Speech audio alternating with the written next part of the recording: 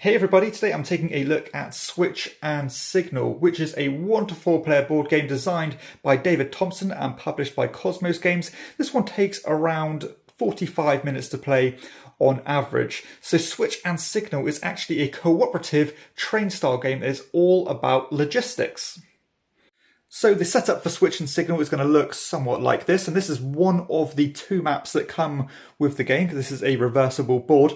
And you can see here you've got all these different cities scattered throughout. You've got Denver here, you've got San Francisco, and you've got Chicago here. And you can also see on these cities, you've got these different resource cubes on them. Now, the objective is that we want to be trying to guide these trains, some of which are going to start on the board during setup, and some of which are going to be sat in the depot here, ready to be deployed on the board. And we're going to be trying to guide those trains, pick up these cubes, and then deposit these cubes in these different port cities. So you can see here that New York wants one of each coloured cube, as does San Francisco. And if we do that before the timer of the game runs out, which is when all these cards here get run through, then we will win the game. Or if we're too slow and we don't get that achieved by the time this deck runs out, then we will lose the game. There are three different colours of trains that are used in this game. You've got the grey ones, the brown ones, and the black ones. And each of these colours have a unique die associated to them, which determines the speed in which these trains move. So the grey ones are the slowest, and the die associated to that one only goes from a 1 up to a 3. The brown ones go from a 1 to a 4, and the black ones go from a 2 to a 5. So they are by far the quickest of the trains. There are also 3 of these special characters in the top right hand corner of the board here, and these are special abilities that you can use at one time during the game, and if you use them you're going to cover up them with this little token here to show that you cannot use them again. And you're also going to have this rather large deck of action cards, and each player is going to get given 5 of these cards at the start of the game, and there's only ever 3 types of them. One's associating to the signals, one associating to the switches, and one of which associates to moving trains. So let's talk about how the game actually plays out. So the first thing you're going to do on every player's turn is to reveal the topmost deployment card. And that deployment card is going to have 2 different types of information on them. The first of which is to deploy a new train. And you can actually choose which colour train to deploy. So let's just say I chose this black one, just because they're the fastest. And then what you're going to do is you're going to roll this pair of dice here, and that's going to show which location that train is going to spawn at. So this is number 10, therefore the black train is going to start at number 10, like so. After that, you're going to have a look at the movement of these trains. So first off, we've got the brown trains here. Now this means that every single brown train on the board is going to move an equal amount to depending on what I roll here. So I've rolled a 4. That means every brown train, which is only 1 at the moment, is going to move 4 spaces. Now when you move a train, you are simply going to move a number of spots of track equal to the roll. So that's going to be 1, 2, 3. Now you can see here I've just run into a red light. Now if it was a green light I could go straight through that, but it's a red light, so therefore I'm going to waste a movement, which means that I'm going to have to get rid of one of these time tokens. That's a symbol of being inefficient. When all these time tokens are bled off the board, then you're going to basically discard the top card from the deployment deck here, meaning that the end of the game is going to be faster. And of course, once you've finished resolving the brown trains, you're going to move on to the black trains. So let's just do that. You're going to roll the black train die, and then all the black trains are going to move 3 spots. So again, I'm going to find the one I want and go 1, 2, 3, like so.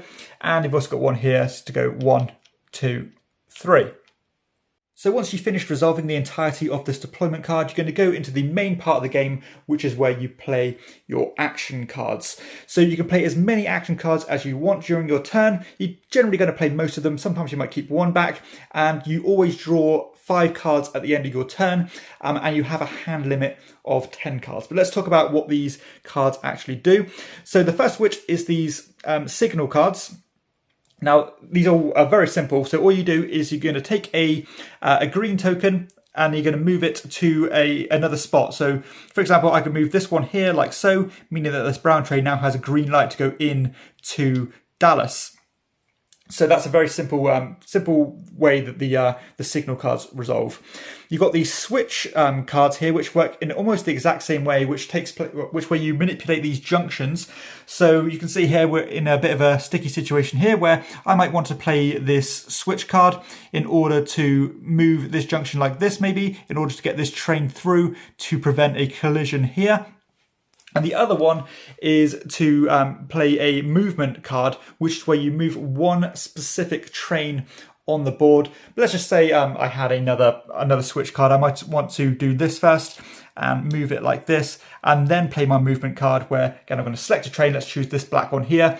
I'm going to discard my movement card, and then I'm going to roll the black die because I'm moving a black train, and that's going to move 3 spots. So I go 1, 2, 3, like so.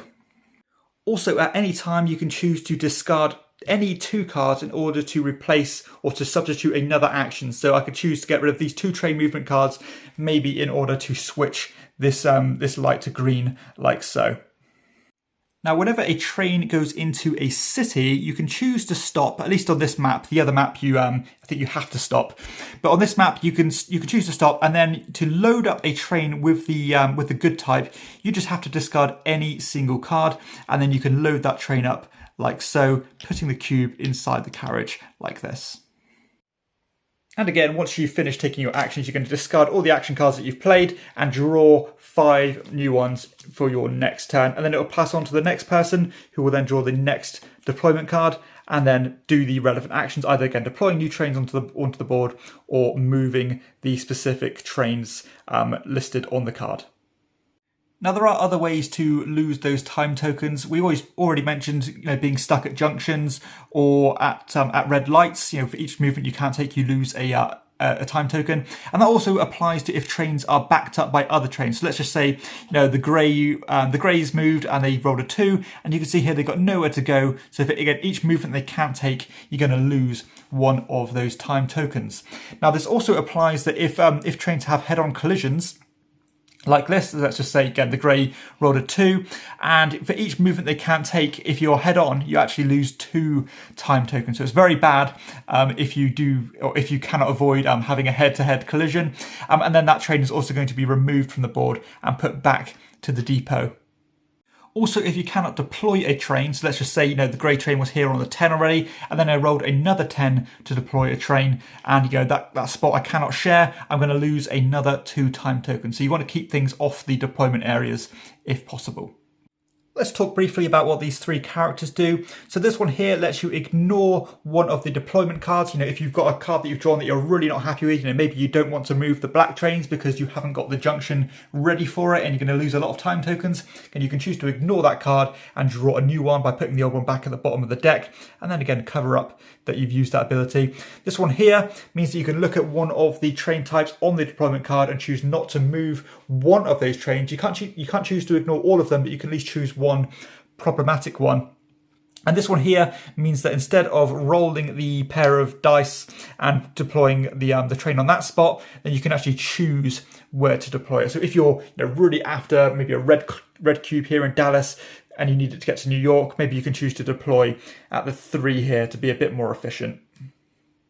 And that is essentially how you play Switch and Signal. So it's a very simple game in terms of its rules and the way it works mechanically. However, there's quite a bit going on, so let's get into my thoughts on the actual gameplay experience.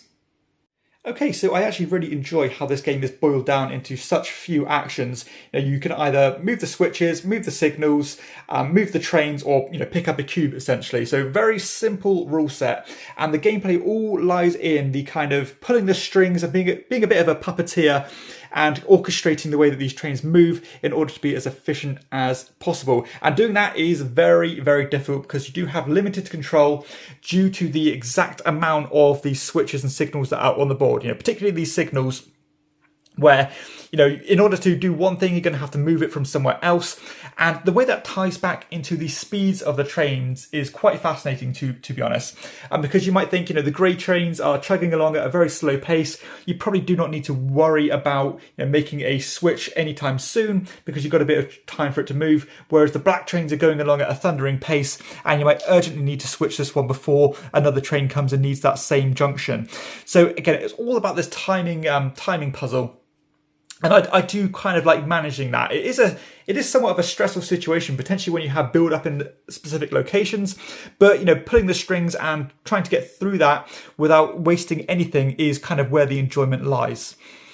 There is a really strong degree of strategy in this game, and you can do some quite accurate forward planning, because again, you know the rough pace that these trains are going to move, and that's not going to be accurate information.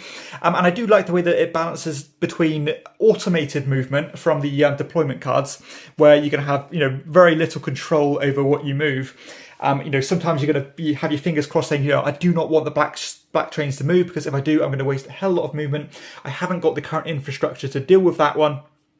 But at the same time, when it gets to your turn, you still do have some mitigation on how you want to move these trains, particularly if you have a bunch of these train cards. So if you really need to get a train to get out of the way before another train bashes into the back of it, then you can give it that little, automated push into the direction that you want it to be. But of course, you're always restricted to the cards you have in your hand, which means that you're going to have your hands tied at times. But I do like the added element of being able to use 2 cards of any type in order to take a wild action. So that's a nice little mitigation tool that you can use there.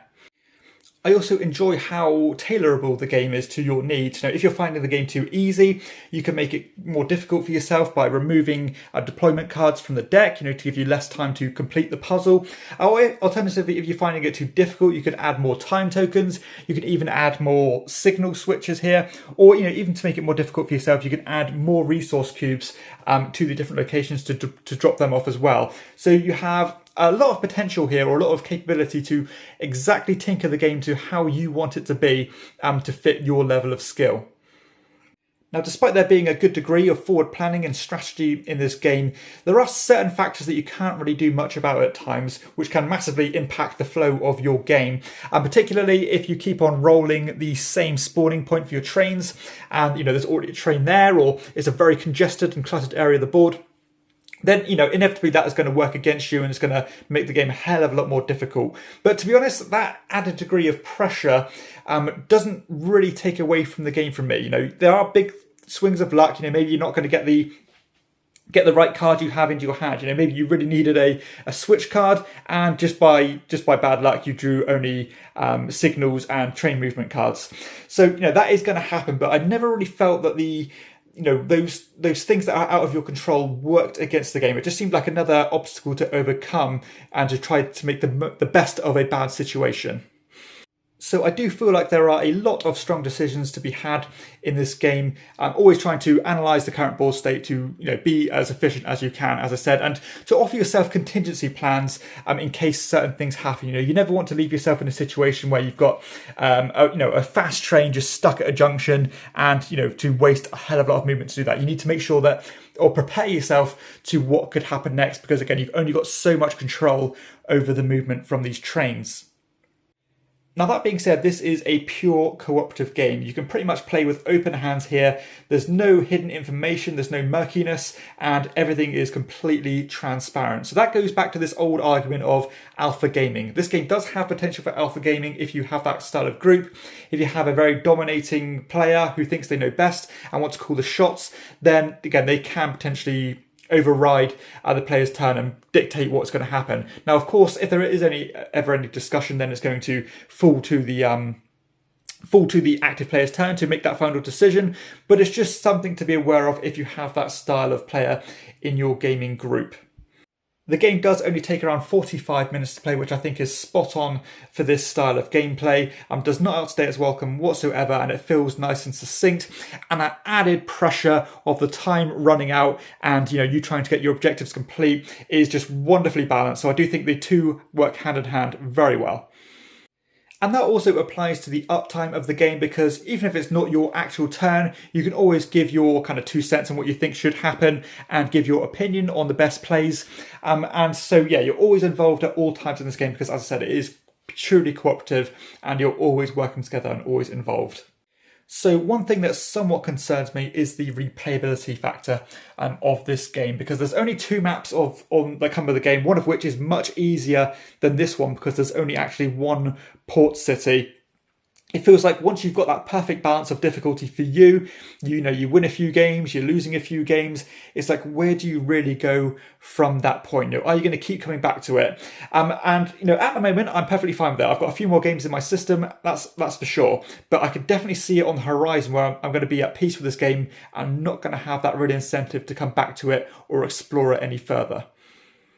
I'm generally happy with the production and artwork for this game. I think it looks very nice and it's quite generic looking, but I've got no issue with that at all. All the pieces are decent. You know, you've got these wooden discs for the switches and signals. They're easy to pick up and move around the board, which you'll be doing quite a lot.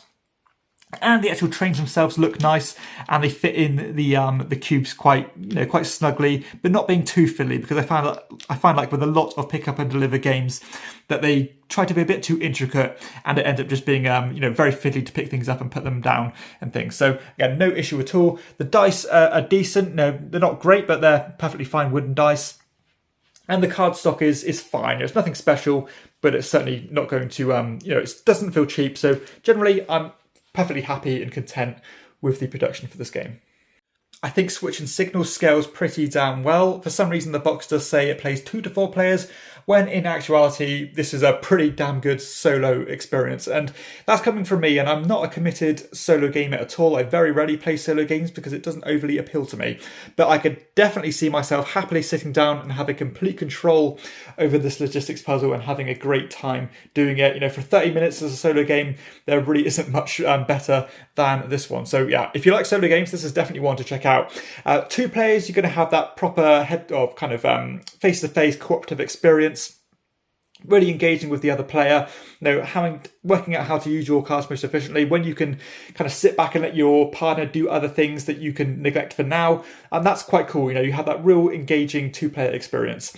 3 players, I think maybe one person has the potential to get a bit more disengaged from the game, and 4 players I would probably lean away from, because you're not all going to be completely invested. Okay, so let's get some final thoughts on Switch and Signal. So generally, co-op games are not my forte. I've kind of come to notice that recently, where I've kind of noticed that I don't really have many co-op games in my collection at all. And if I do have a co-op game, I tend to lean towards lighter party style games. But this one is almost like a whole new niche within that co-op bracket. And I like the way it works. So I like the way you can discuss which cards you have. You know, how am I going to use my cards? And am I going to move a bunch of switches so that in your turn you can use all your train cards to move them through? And I just do enjoy this whole logistics puzzle, how to deal with the cards you're dealt, not only literally, but also with the way that the trains are appearing on the board. Which ones are going to move automatically? Which ones are you going to move, by yourself? And just how to, when to leave things in position, when to switch them up. Have I got enough time to switch it back before this train gets here? Am I going to divert this one out of the way just to buy me some time, just to clear some space? And it's just such a tightly and finely tuned board game.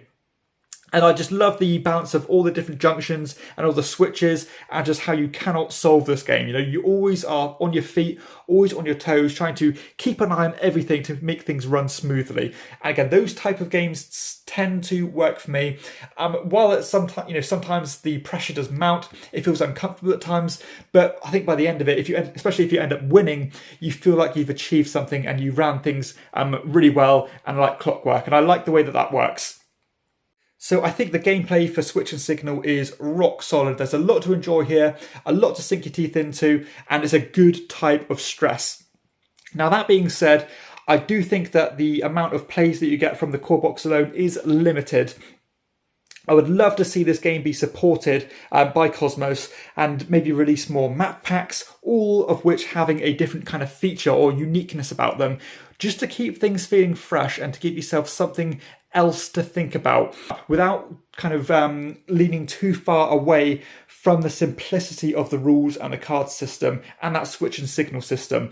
So yeah, again, I can see it on the horizon that I'm going to be at a point where I'm content with my time with this one and I'm ready to move on. But I'd love to be convinced otherwise. So I think for that reason, I'm going to err on the side of caution and give this one just below a Shield of Quality. This is like as close as it could be from a Shield of Quality without getting one. Now, I think if you like logistics puzzles, you like co-op games that are simple, that medium light style thing, but still having a lot to think about, simple rule set, but good decisions, then this is a very good option. But again, I just want to see this game be supported just to inject a bit more life into this experience. But a really nice game, and again, one of those rare occasions where I'd happily play this one solo. And this one probably would even be one of my best or favourite solo experiences that I've played yet. So that is Switch and Signal.